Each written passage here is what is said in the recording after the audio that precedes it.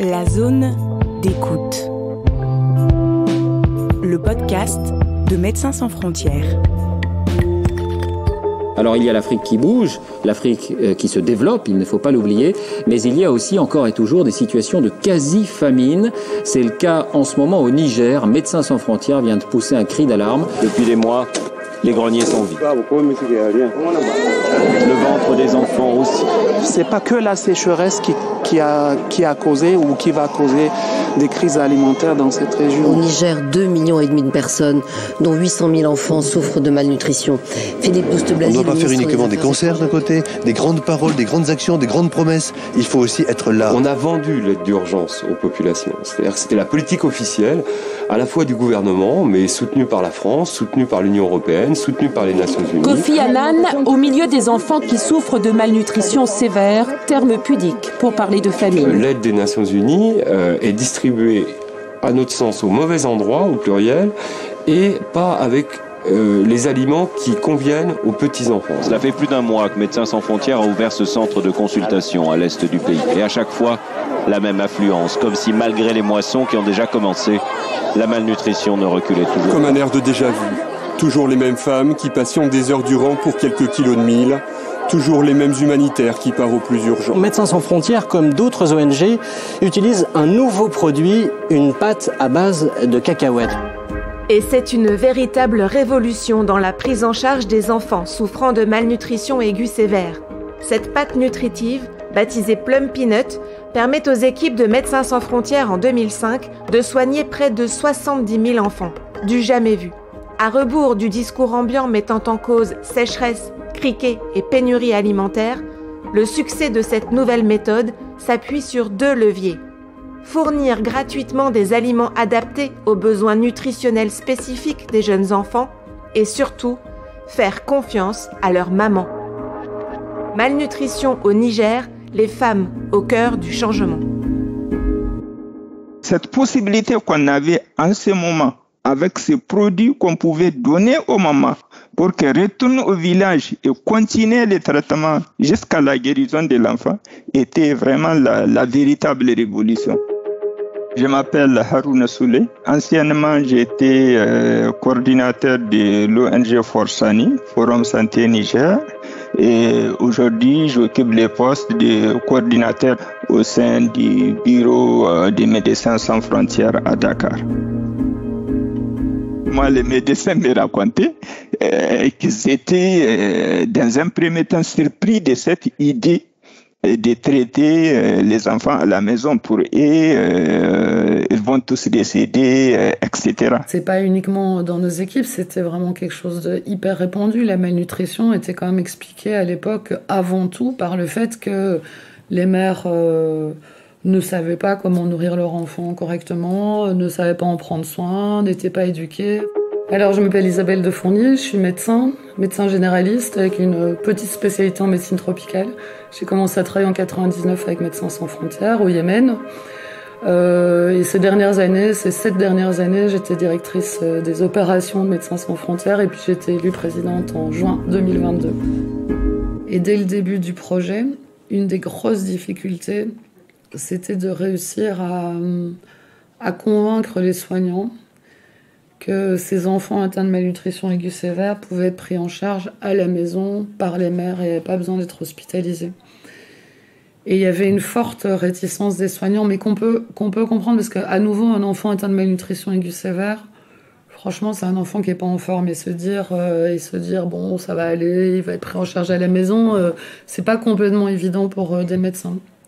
Après, il y a quand même aussi un autre aspect, c'est que faire confiance à une mère, à une femme africaine qui vit dans des villages, dans des pays les plus pauvres au monde, qui a eu très peu d'éducation, etc. On voyait bien que là, il y avait quand même un gros frein à penser qu'elles pouvaient être capables de prendre soin de leur enfant à la maison.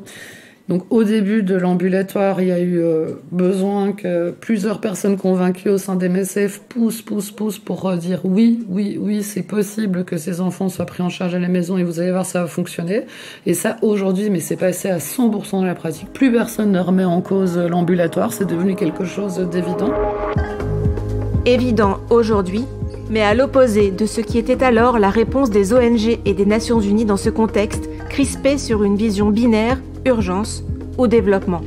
Alors même que MSF s'évertuait à contredire les clichés fatalistes colportés par les médias, 2005 a permis à ses équipes de rendre visible la réalité chronique de la malnutrition au Niger. Lors de ce qu'on appelait la crise nutritionnelle en 2005, on s'était très vite rendu compte de plusieurs choses. On savait, dès le début, on savait que c'était pas une crise nutritionnelle exceptionnelle. Alors peut-être que l'année 2005 a été un peu plus de malnutrie qu'en 2004, mais on savait qu'on était sur une situation où chaque année, un nombre très important d'enfants devenaient malnutris. Au Niger, il faut reconnaître quand même que les crises alimentaires, on les connaît. Mais la crise de 2005 a eu la particularité de mettre l'accent sur un angle qu'on n'a pas l'habitude, en tout cas sur lequel on n'a pas l'habitude de s'attarder. C'est les questions nutritionnelles. C'est la prise en compte de ce que vit l'enfant au cours de la crise. Et c'est vraiment en 2005 que cette crise nutritionnelle a été reconnue. Et mieux, elle a permis de casser un mythe de normalité d'une situation catastrophique et a apporté des solutions à une hécatombe d'enfants malnutris pendant longtemps considérés comme normales, comme acceptables. Tout le monde pensait que la malnutrition allait être dans les zones très désertiques, mais finalement dans les zones agricoles, on est sur une population qui est extrêmement pauvre. On parlait aussi de sous-prolétariat agricole, c'est-à-dire que c'est les gens qui produisent vraiment une des richesses du Niger. Le mil, il est appelé l'or blanc. Ils la produisent, mais elle leur appartient pas vraiment. C'est-à-dire que pour certains, leurs champs leur appartiennent pas. C'est une population très très pauvre. Et le mil, de toute façon, n'est vraiment pas un aliment suffisamment nutritif pour les jeunes enfants. Et le moment où la malnutrition se produit, c'est le moment qu'on a appelé période de soudure, mais qui correspond en fait finalement à une augmentation des prix de tous les aliments. C'est-à-dire que chaque année, il y a un phénomène de spéculation. Donc il n'y a pas nécessairement un manque d'aliments, il y a une flambée des prix chaque année qui rend donc l'accès vraiment compliqué dans les familles. Parce qu'en général, les gens, qu'est-ce qu'ils font quand ils produisent? Ils vont mettre dans des réserves qu'on appelle communément chez nous des greniers. On va mettre dans des réserves et on va manger petit à petit. On est dans des zones où on produit pendant 3 à 4 mois et on va passer à peu près les restants de l'année à grignoter dans sa production. Et malheureusement, à la fin des récoltes, il n'y a pas que les manger de la famille, il y a tous les autres besoins de la famille qu'il faut satisfaire. Moi, j'ai comme l'impression que la préoccupation, c'est de se dire, j'ai des besoins, on est à la période de récolte, je vends ce que j'ai produit pour satisfaire mes besoins, et le reste, on verra. C'est essentiellement, pas à 100%, mais essentiellement les enfants entre 6 mois et 2 ans. Ils doublent de poids, ils doublent de taille. Bon, la croissance est énorme à ce moment-là et on imagine bien à quel point elle demande une nutrition renforcée, quoi. L'alimentation est composée de bouillie de mil et au fil du temps, cette bouillie de mil change de consistance. Elle change de consistance parce qu'il faut qu'on la dilue beaucoup plus pour pouvoir survenir aux besoins quantitatifs. Et les premières traductions vont se voir directement chez l'enfant dont le besoin est quand même assez particulier en termes d'alimentation en tenant compte de sa phase de croissance. Moi, ce qui m'a aussi beaucoup marqué en 2005, c'était donc ces enfants malnutris existaient et on les voyait pas. Et une des grandes raisons pour lesquelles on voyait pas, c'est que c'était vraiment c'était quelque chose d'honteux en fait. C'est honteux pour une famille et pour une mère d'avoir un enfant atteint de malnutrition. Parce que ça montre finalement qu'elle n'a pas les moyens pour le nourrir, qu'elle n'a pas réussi à le nourrir. Là, ça monte un échec et c'est la honte. Donc c'était caché, ces enfants étaient cachés. Ils étaient cachés à un point tel qu'en 2005, on a quand même réussi à faire des missions exploratoires, des enquêtes nutritionnelles où on se rendait compte du problème massif de sécurité alimentaire et on trouvait aucun malnutri, quoi. On était là, waouh. Donc on est même passé dans des missions exploratoires, dans des enquêtes complètement à côté de ces enfants. Ils étaient vraiment cachés. Donc c'était vraiment la honte. À partir du moment où on a donné les moyens aux familles d'adresser cette question-là honteuse, le fait d'aller dans des centres nutritionnels ou de sortir avec un enfant malnutri, ça a été complètement inversé. En fait, c'est devenu une fierté, non pas d'avoir un enfant malnutri, mais la fierté, ça a été de pouvoir le guérir, en fait, le soigner.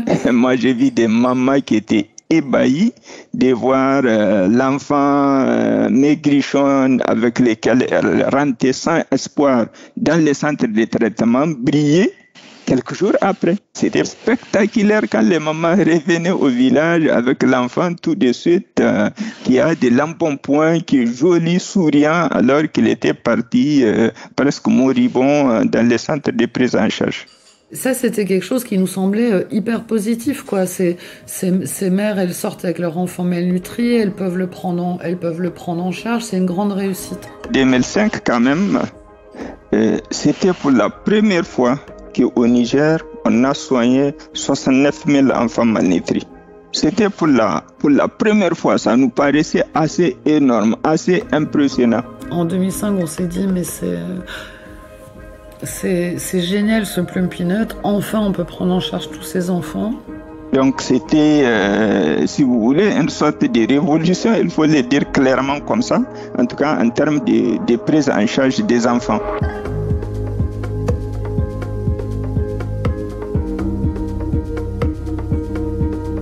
Quand MSF a fait, parce que c'est vraiment nous qui avons fait surgir cette crise nutritionnelle, c'est-à-dire qu'en déployant ces ambulatoires dans le pays, les enfants malnutris sont sortis d'un peu partout, quoi. Donc c'est devenu visible qu'il y avait tous ces enfants malnutris.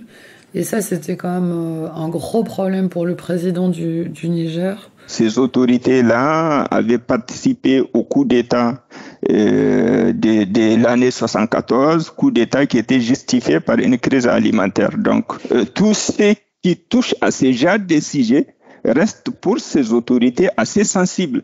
Évidemment que les mêmes causes produisant les mêmes effets, tu ne voudras pas qu'on en parle. Donc ça, c'était un peu le fond, la toile de fond. Après, nous, ce qui s'est passé, c'est que on a essayé d'intéresser assez largement, notamment différents bailleurs, à cette question de la nutrition entre plusieurs acteurs. On avait aussi sensibilisé un acteur émirati et ils ont décidé de venir en visite au Niger. C'est ça qui a déclenché l'expulsion. Moi, ce que je retiens de cette expulsion, c'est l'intelligence que MSF a eu en ce moment en disant « Ok, je suis expulsé des pays, j'ai de gros programmes à Madarumfa, à Gidanrumji, à Dakoro. Quel est le devenir de ces enfants? Pourquoi ne pas introduire des acteurs nationaux dans cette activité? » Donc, c'était à cette occasion que moi, à l'époque, j'étais président du conseil d'administration de Forsani. On a discuté et on a convaincu MSF de notre capacité à reprendre les activités qu'elle faisait, parce que nous-mêmes sommes convaincus que ces enfants ont besoin de ces soins et que les autorités techniques du district de Madarumfa n'avaient pas les capacités réelles de pouvoir prendre en charge ces enfants, de pouvoir soigner ces enfants, de pouvoir soulager ces mamans face, en tout cas, à la situation de désespoir dans laquelle se trouvait leur enfant. L'expulsion de Médecins sans frontières par les autorités du Niger a finalement poussé l'ONG à adopter une stratégie de partenariat avec Forsani, une organisation de la société civile avec des médecins et des personnels de santé nigériens qui avaient à cœur d'aller au-delà, vers la prévention de la malnutrition. Et c'était aussi ce qu'MSF avait commencé à mettre en place entre 2005 et 2008 avec la mise au point d'un nouvel aliment, le Plumpidose. En 2005, l'objectif était quand même avant tout finalement de faire que cette approche de prise en charge de la malnutrition aiguë sévère avec le Plum Peanut, avec les aliments prêts à l'emploi, se généralisent et deviennent une façon reconnue par les autorités, par les Nations Unies, etc., de prendre en charge les enfants. Donc ça avait quand même été la priorité en 2005, mais dès qu'on avait réfléchi à la suite de notre projet 2005, on s'était dit, mais il y a quand même un truc complètement absurde d'attendre chaque année le mois de mai, le mois de juin pour prendre en charge ces gamins et développer et déployer en urgence des centres nutritionnels. Sachant qu'en plus, quand on regardait la structure de notre budget, la grande majorité de l'argent, c'est dans des ressources humaines MSF, dans des voitures, dans des centres. Et du coup, on s'est dit à plusieurs, mais tiens, plutôt que d'attendre que ces gamins deviennent malnutris et de mettre tout notre argent dans de la structure, imaginons un produit, un aliment, qui pourrait être utilisé directement par les familles, qui serait donné plus tôt et qui permettrait d'éviter que ces gamins deviennent malnutris. Et donc, mettons une plus grosse partie de notre argent sur une aide directe aux familles. Le gros avantage, c'est la conservation de cet aliment. C'est du lait dans quelque chose qui se conserve à 40 degrés, quoi, dans une famille. Et puis, la composition, c'est des aliments hyper riches en tout, quoi, en vitamines, en minéraux, en protéines, en acides gras essentiels. Parce qu'on s'est rendu compte, malgré la prise en charge, chaque année quand même, il nous revenait 12 000 enfants, 11 000 enfants, 9 000 enfants, ce qui est quand même énorme dans un district d'environ 500 000 habitants. Jusqu'en 2011 où on s'était dit, OK, maintenant on a fait la révolution, on a gagné la bataille de la prise en charge. Dans la guerre contre la malnutrition, la prochaine bataille va être la bataille de la prévention de la malnutrition. On était dans une logique de démontrer que c'est faisable, en sachant que déjà, MSF, avant d'être expulsé, avait initié un projet pareil dans les années 2006. On avait 80 000 mères qui se déplaçaient tous les mois, c'est quand même énorme. Personne ne manquait ce rendez-vous-là. Elles nous ont expliqué à quel point l'enfant était plus en forme, à quel point l'enfant était plus dynamique. On avait peur, certains avaient peur qu'en donnant du Plumpy-Dose, ça réduise l'allaitement maternel, que l'enfant ne veuille plus sein. Ça a été le contraire. Les mecs nous disaient non, il a beaucoup plus d'énergie, peut-être beaucoup mieux. Elle nous expliquait que la peau de l'enfant changeait, que ses cheveux changeaient. Et de fait, dans la malnutrition, quand on est malnutri, la texture des cheveux change. Donc voilà, il y avait un engouement incroyable. Elles voyaient directement le résultat sur leur enfant. Et finalement, le fait de donner ces pots-là était une aide directe au sein de la famille pour nourrir leur enfant, quoi. On leur donnait les moyens.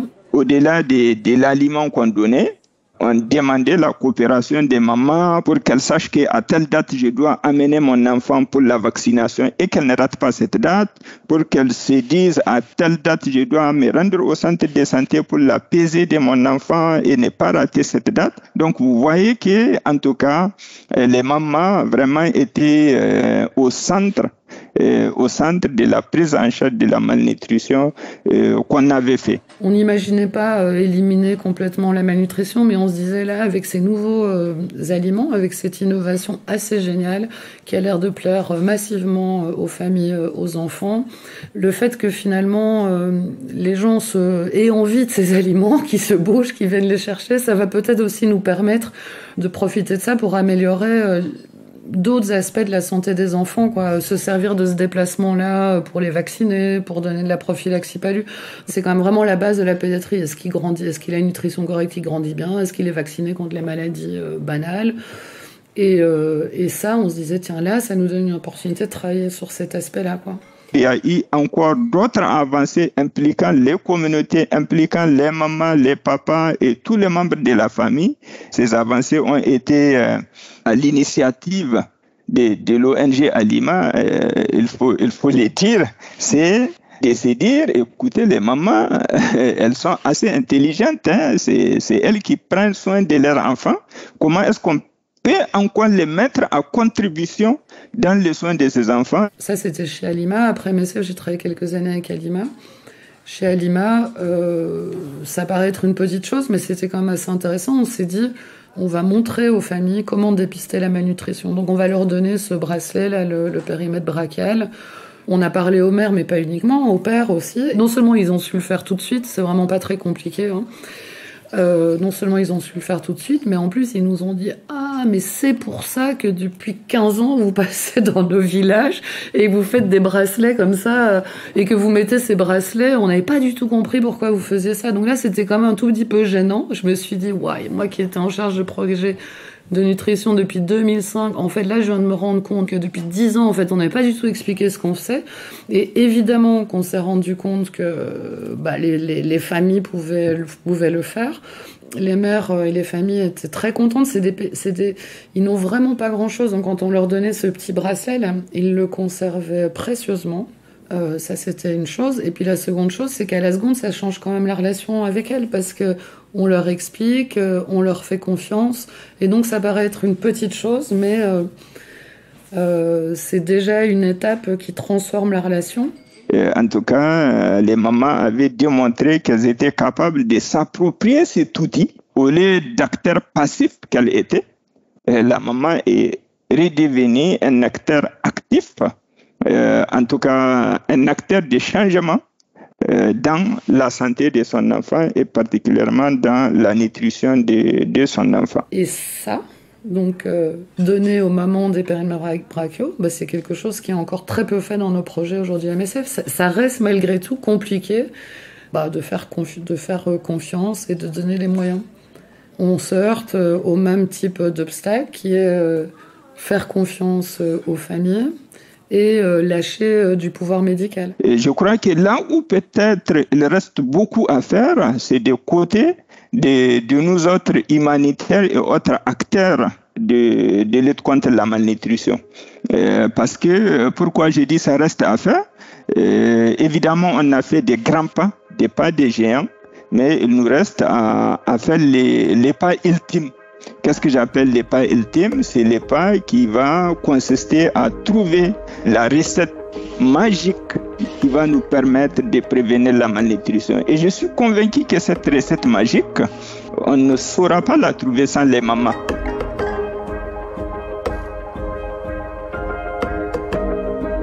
Ce qui est assez marquant, c'est que finalement, les familles nigériennes, qui sont vraiment les plus pauvres du monde, elles ne reçoivent quasiment aucune aide du gouvernement, des Nations Unies, des ONG, pour finalement réussir à prendre en charge leur enfant correctement, à assurer une croissance correcte à l'enfant. C'est-à-dire, le moment où le système finalement déclenche une aide, c'est quand l'enfant devient malnutri aigu sévère. Alors qu'aujourd'hui, il y a des aliments efficaces, il y aurait des moyens de faire autrement. C'est quand même choquant de se retrouver dans une région où un enfant sur 2 va passer par ces stades extrêmes. On a presque oublié à quel point la malnutrition aiguë sévère est vraiment ou la malnutrition aiguë en fait est une maladie grave en fait. Ça augmente massivement les risques de mortalité des enfants.